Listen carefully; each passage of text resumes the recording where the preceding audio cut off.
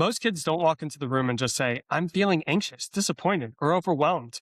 They say, I don't want to go. They throw a tantrum. They hide behind your leg. They roar in their own childlike way. As the adult in the room, we try to correct this behavior, or do we let the child suffer in the feelings? That's what, and how do we describe that feeling? How do we create that description and language for the kid? And that's what Tom Percival's Big Bright Feelings books do so well. They take the invisible stuff inside a child, the worry, the anger, the failure, and they make it visible. We'll talk about Ruby's worry and Ravi's roar and how Tilda's world turns upside down. And once you have that feeling, once that feeling has a name, once you create that descriptor in that world, that feeling becomes so much more approachable and overcomable. And so we're excited to talk about Tom. Sarah? Welcome to KDN, everybody, the Kid Development Network. I'm Sarah Habib, founder of the Calm Caterpillar, and with me is my co-host, Eric Elias. This show is about the systems around kids, not the parenting tips, the actual systems, the environments adults build and children live inside every day. Quick note on format. We're running our PTI style today, time topic blocks, and we'll continue to move on from there. Our guest today, Tom Percival, has written 11 picture books in the Big Bright Feelings series. And if you have young kids, there's a good chance at least one of them is already on your shelf. Ruby's Worry, Ravi's Roar, Tilda Tries Again, Misha Makes Friends, Perfectly Norman. Each one takes a feeling that children often can't name yet and turns it into something they can see on the page. His books are used in homes, classrooms, and therapy offices around the world, not because they teach kids what to feel, but because they show kids what they're already feeling. Tom Percival, welcome to KDN. Brilliant. Hello, everyone. Thank you very much for having me. We're so glad you're here. Today's episode is brought to you by the Calm Caterpillar. We make breathing tools and emotional regulation tools for kids, and we're going to talk today about is the foundation that regulation is built on. Before a child can use a coping strategy, they have to recognize what they're feeling, and that's emotional literacy. That's what Tom's books build, and that's the layer our tools are designed to support. Learn more at thecalmcaterpillar.com. We're going to jump right into it. Why naming feelings changes everything. A lot of your books, Tom, they begin with a feeling that children may not have the words for yet. Worry, anger, shyness, disappointment, jealousy. Why is naming the feeling such an important first step? Well, I think it's going back to what you said with emotional literacy. Before you can read big, complicated books, you have to build basic literacy and you have to understand, what the words mean and then how to use them. And emotional literacy is exactly the same. You've got to be able to understand the kind of like scribbly, squirmy, fizzy feeling in your stomach is worry, that you're worried about something. That's anxiety. And you've got to be able to identify that feeling. You've got to have a label for it.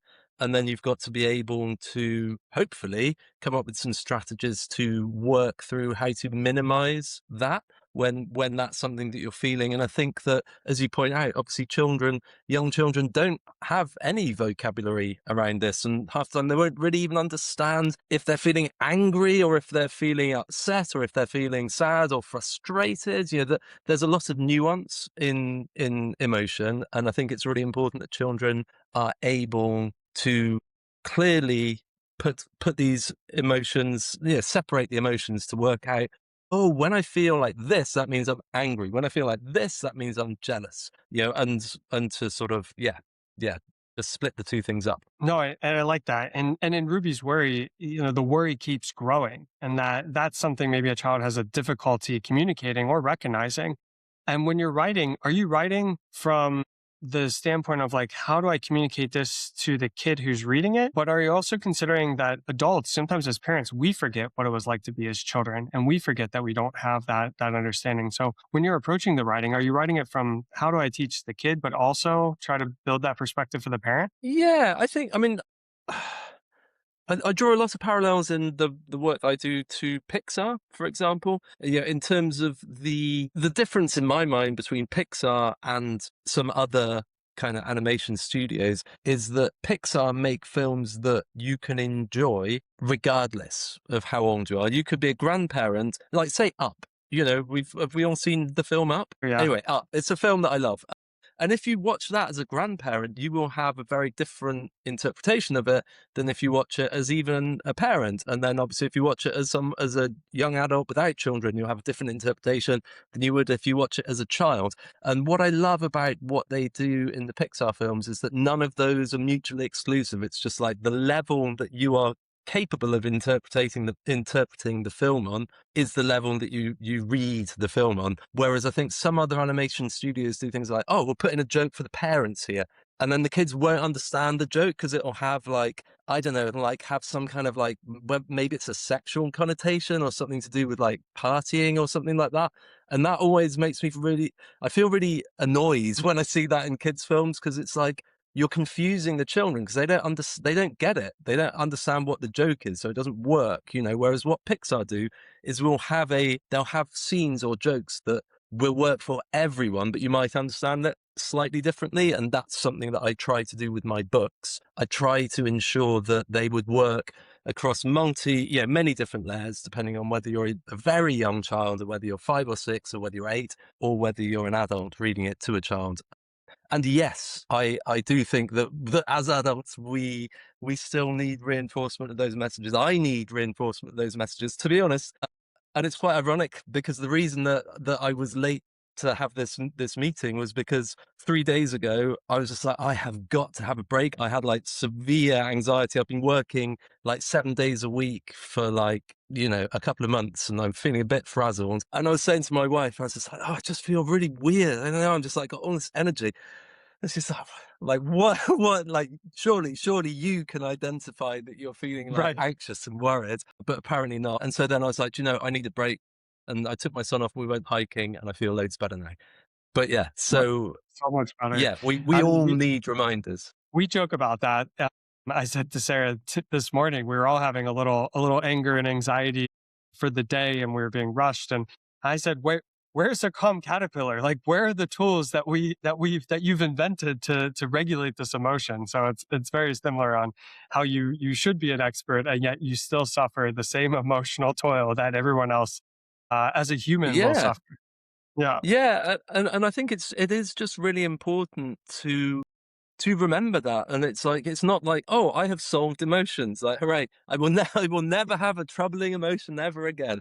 You know, it's just To like, continue on. that's not the And like reality. what's that process to create that visual? You talk about kind of multi-layered, similar to the Pixar story. How do you go about that process? Is like Ravi's roar is so integral to like how a child can feel when they want to yell and scream. Like what's your process to develop that visual? It's for the visuals. I just try to make it as, well, like, fun and interesting and engaging as possible. So in Ravi's Raw, yeah, you know, I mean, I get to be honest, it's probably a bit like the Incredible Hulk. You know, it's this idea that the anger lends you this energy and this power that makes you more than you are, and you're bigger and faster and stronger and all of that. But it comes at a cost, because you know, if you use anger as your like, yeah, if you use the anger to motivate your action, then you're never in control of it. And actually, this is the key thing that I think with the Big Bright Feelings books. I never think of them as like, oh, these are bad emotions that we need to, you know, that we should ignore or that we should push down. And, you know, like, so anger obviously is a really useful tool as a kind of feedback loop to the world, because if you're feeling angry about something, it's Hmm. because usually it's unjust, or there is, you know, yeah, injustice is a great example for why you could legitimately feel angry. But the key is to inform children that that whilst the feeling is, you know, totally, yeah, that the feeling is fine, and we should all allow ourselves to feel anger. What you don't do is then act from the anger. You know, the anger The allows you feeling's to okay, work but the out that behavior there's a could. problem. Yeah, it's right. It's like the feeling is okay, but the behavior's not, right? So it's like it's okay to be angry, but it's not okay to throw something, right? Yeah, It's this line between when is feeling becoming a behavior. And I think that's really hard for parents, teachers, educators, because we don't want to stifle a child's anger. If you do that, that has such negative long-term consequences. So how do you give them that space to understand, hey, those feelings are fine, but what can you do when you feel angry, right? Could you stomp yeah. your feet? Could you make a fist, right? What are the choices that are the right choices when you are feeling angry? I think one of the things about your books, visually speaking, for me, that is, I think as an adult, still I can see in myself is Ruby's worry. So, like, when I see that you drew her worry separate from herself, and it's this thing she carries all day with her, For me, just like Ruby, I find if I'm having anxiety, if I can name it out loud to somebody, like poof, it's gone. And so Mm. that one, the way Ruby solved her worry personally is how I solve my own worries every day of my life. So it really spoke for me. But when I read that to my child, it's interesting for her to see that it's like this separate entity that is being carried around. I don't think she fully understands even yet what a worry is. Yeah. Knock on wood, she's had a privileged enough life that she hasn't experienced those worries.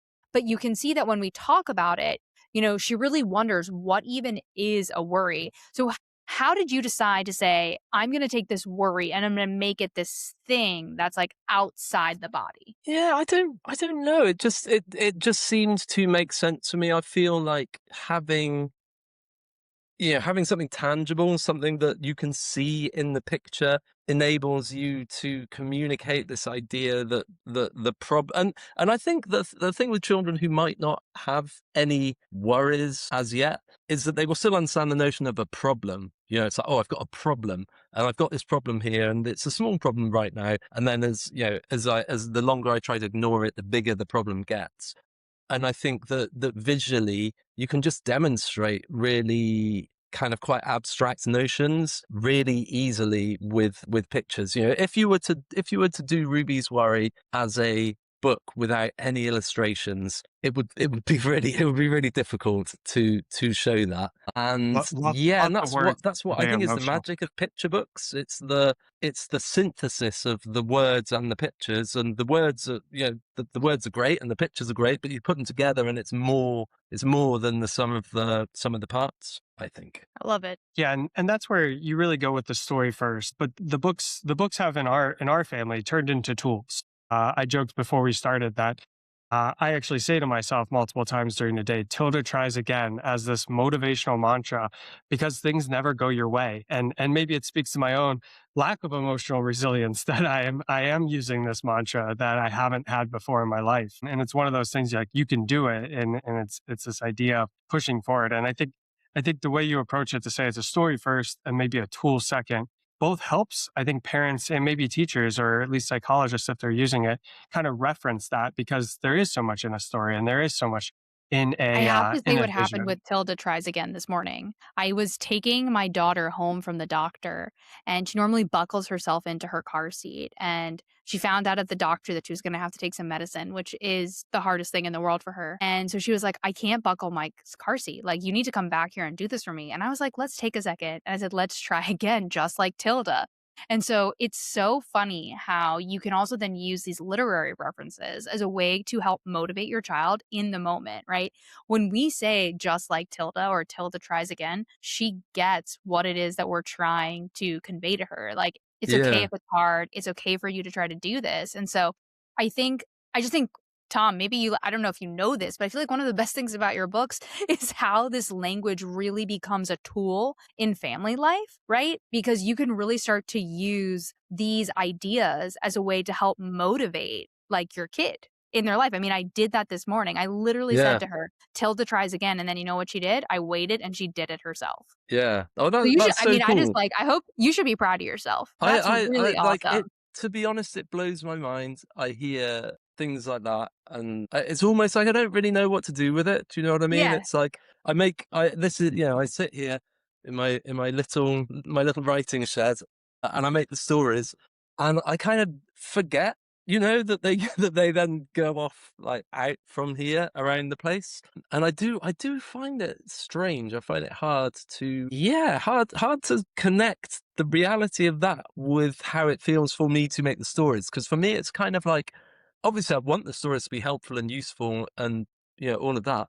But I'm also, yeah, I've just always loved making things, whether it's music or drawings or paintings or photography or animations or films or whatever. I make lots of stuff all the time. I do a whole, like, to be honest, music is as important to me as books are, but I have no success in the world of music. You know, I play local pub gigs to like 18 people and things like that, but I love it. It's just as important to me as the books. And so yeah, I feel that's why I say I kind of lead with the stories, because for me, it's about coming up with a true and honest, authentic expression of creativity, you know, and so I do love that the Big Bright Feelings have such a kind of tangible purpose. You know, they serve a purpose, and I do feel like they do it well.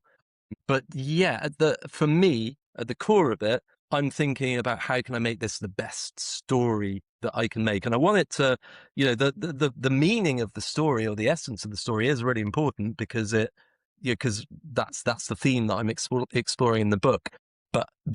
I've had a bunch of Big Bright Feelings ideas that I thought would be good topics to explore, but I haven't come up with a good and a compelling story. So I was like, oh, it's a good idea, but I'll leave it because it doesn't feel good enough yet, you know? So that's definitely the angle that I approach it from. Does that answer any question? Did you say No, anything it about does. that? It Yeah. does. I get it. That It that was does. one that asked if you started with the emotion or the character or the metaphor or the story first. You start with the story and then build the characters, build the environment and the struggle. Well, we'll say the story arc around the story itself. And I so guess one of the other questions I have is I feel like there's restraint in your books. It doesn't really over explain the emotion. And I think that's really important when we're talking about emotions with kids. I see this with kids all the time in different schools that I work in. Sometimes when you bring up an emotion, they shut down. They don't want to talk, right? And so keeping that restraint, I think, is one of the reasons these books are so successful.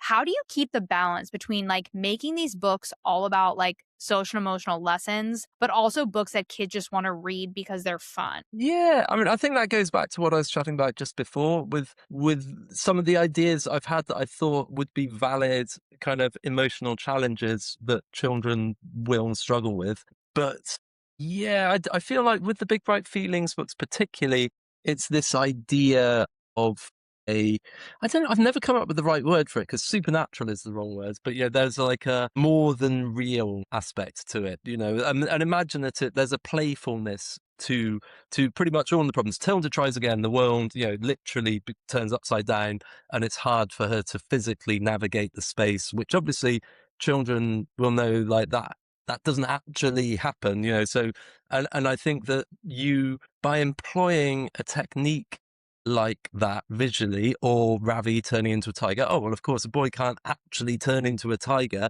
You allow the children to recognize that you're working in a kind of fantastical world and a world of, you know, visual metaphor. And so that that just makes it much easier to make the story fun. And I've read quite a lot of I get sent books, you know, people are like, oh, can you review, like, can you read my book and talk about it?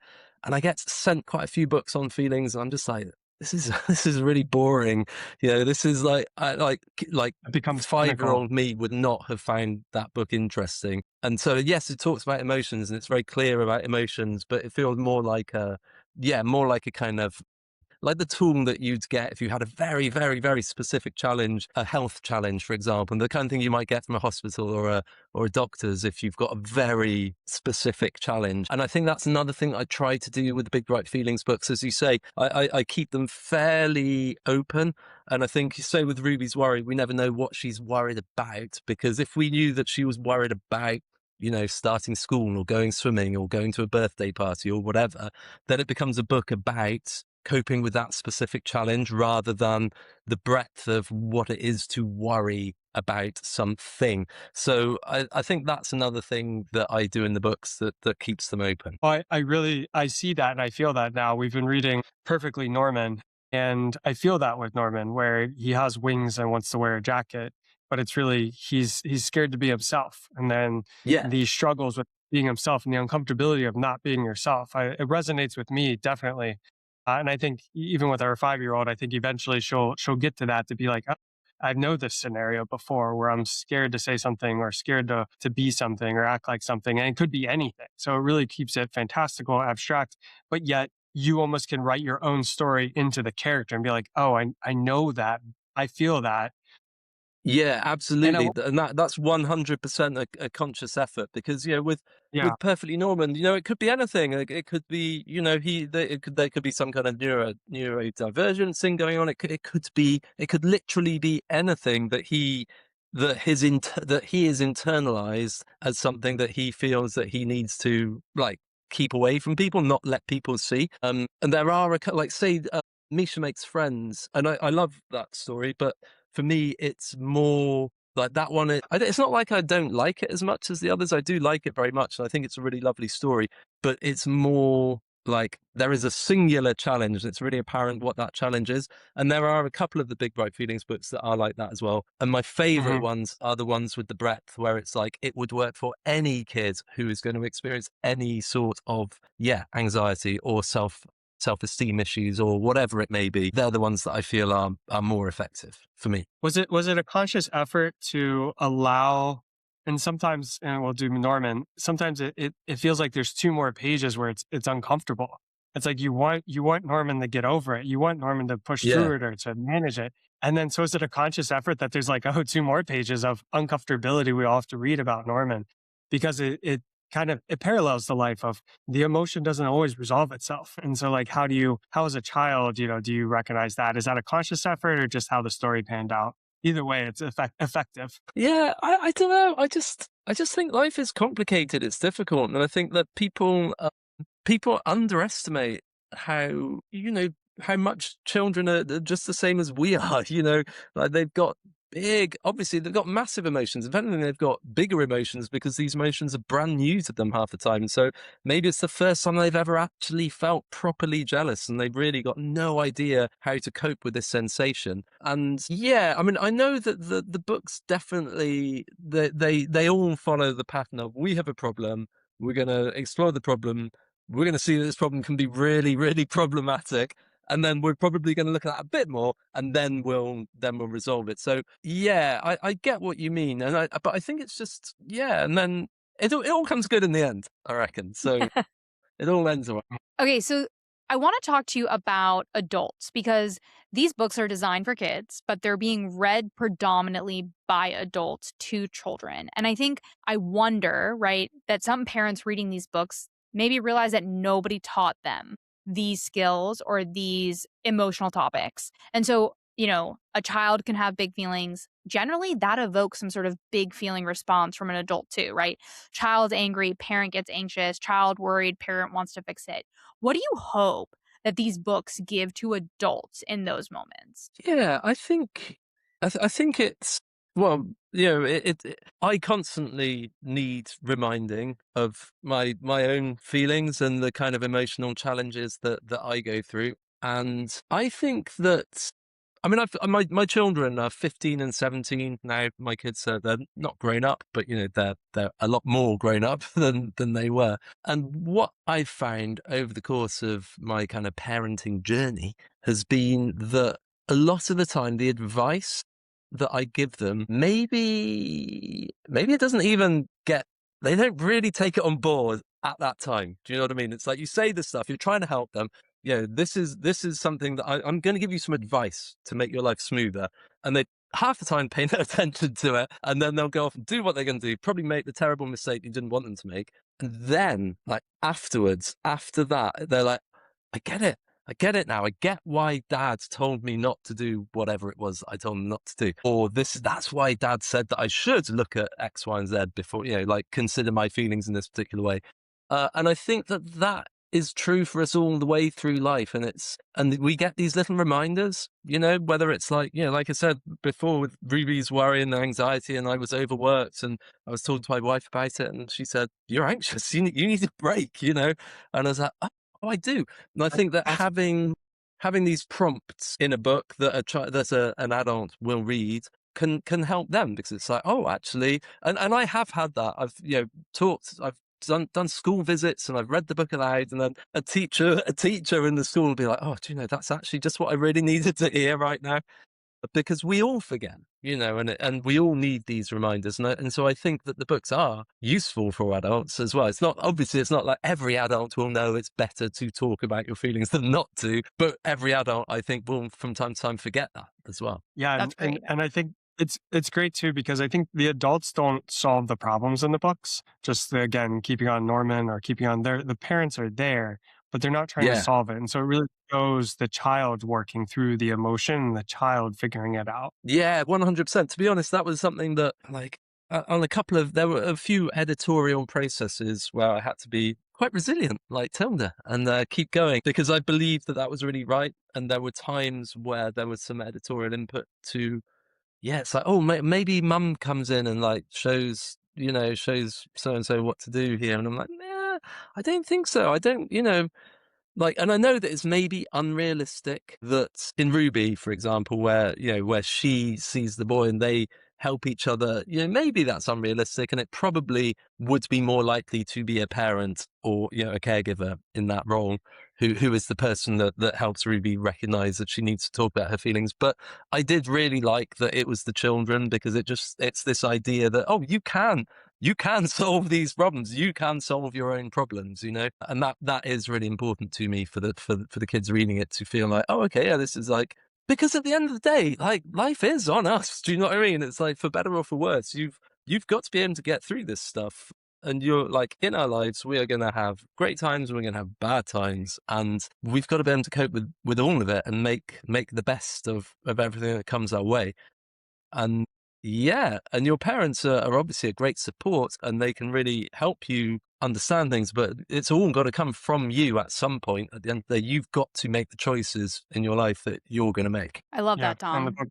books really tell that. Yeah, we're going to move to the lightning round. So there's going to Boom. be 4 questions. Each one you can only have like 15 to 20 seconds. So think of your short answers to these next Right. 4 questions. Eric's going to kick it off. Okay, here we go. First one. Which feeling was the hardest to turn into a story? Let's turn into a story. Let's just go with, oh, do you know, I think Finn's Fibs. Because I wanted to Yeah, come up with something new and exciting, but to me it felt a yeah. little bit like the worry. But, I thought it was great. I love that one. oh, well, thank you. Which character feels most like you? Norman. Is there a feeling you haven't written about but still want to? Yeah, there are. Well, I think I've got about 3 or 4 ideas that I definitely think would make good stories, but like, as I said, I haven't quite worked out exactly how to do them yet, but I've got themes that I think would be valid contributions, but I am stopping for now with the 10 main books and then the one kind of World Book Day book. I love that. What's one thing adults should stop saying to kids when they're upset? Probably it's okay. It's like, I would say, I think it's really important to just be like accepting of the bad thing. It's like, oh, that's rubbish. That is really rubbish, but we can work through it. Rather than just be like, oh, it's okay.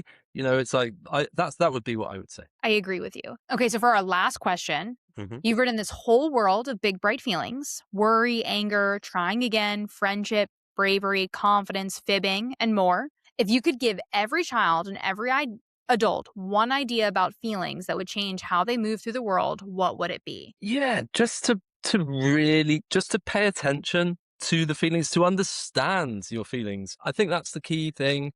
It's a question of understanding that you have these feelings and then trying to work out, once you work out what the feeling is, why am I feeling that way? Yeah, like I see emotions as like, it's just a tool to help us move through the world. It's like, oh, I'm feeling angry, and what I'm feeling angry, but I don't know why. Oh, I'm thinking because of this. Okay, now what do I do? Now that I've identified what the problem is, what do I do about it? Oh, I'm feeling worried. Why am I feeling worried? Oh, it's because there's this thing coming up. What can I now do to get rid of that worry? Is it an exam? Maybe I need to actually start revising for this exam. Maybe I need to, whatever it is.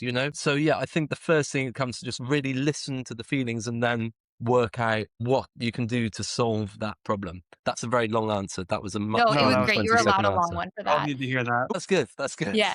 I don't So, know how you would cut that to 20 no, seconds. it's perfect. Anyways, we really want to give a big round of applause and gratitude. Thank you to Tom Percival. It was amazing to get to talk to you. For those listening, we literally just reached out over Instagram. We DM'd and then we ended up having a conversation, and Tom was willing to come on to our podcast. And we're really grateful for Tom sharing all of those amazing books, which are available on Amazon and in local bookstores here in the United States. Just to wrap it up, everybody, KDN is about the systems around kids. Emotional literacy isn't a nice to have, it's the infrastructure everything else is built on. Before a child can regulate, they have to recognize. Before they can recognize, they need a name. Tom, thank you for giving so many kids their first word for what they feel. Well, thank you. Thank you for having me. Thanks, Tom. Subscribe on Spotify and YouTube. If this episode made you think about the books on your kid's shelf differently or made you realize what you might need for yourself, please share it. That's what the show is for. And see you next week. Thanks, everybody. Bye.